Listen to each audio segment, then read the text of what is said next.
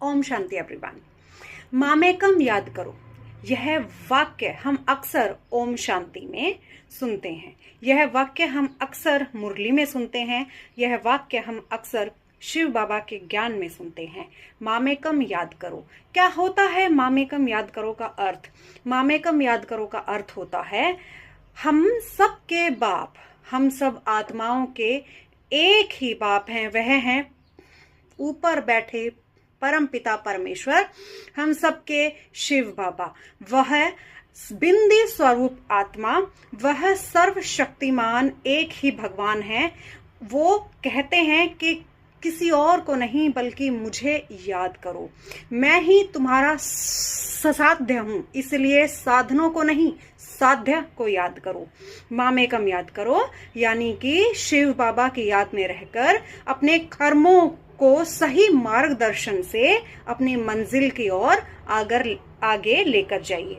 यह होता है मामेकम याद करो। हमेशा हर काम शिव बाबा की याद में रहकर कीजिए। हमारे काम निश्चित रूप से और सबकी खुशी और सम्मान करते हुए हमारे कार्य अपने आप सफल हो जाएंगे।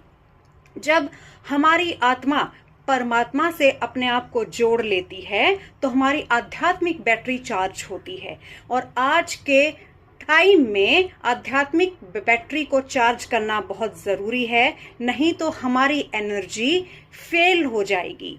शिव बाबा की याद ही मात्र एक ऐसा वाईफाई है जो सबसे ज्यादा स्ट्रांग है और जिसमें कोई मीडिएटर नहीं होता है, यानी आत्मा का परमात्मा से सीधा कनेक्शन ही सच्चा राजयोग होता है। इसी को राजयोग कहते हैं, इसी को योग कहते हैं, आत्मा को परमात्मा से जोड़ना।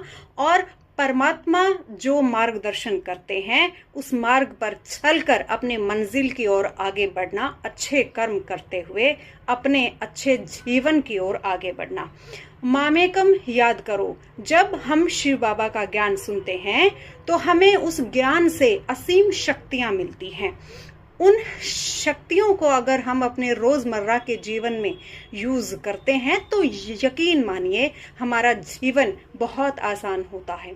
जब हम शिव बाबा की याद में रहकर, मामेकम याद करो की याद में रहकर, जब हम हमारे पिता की याद में रहकर कोई भी काम करते हैं तो हमारे जीवन का हर अंधकार मिट जाता है और हमारा जीवन उजाले से भर जाता है।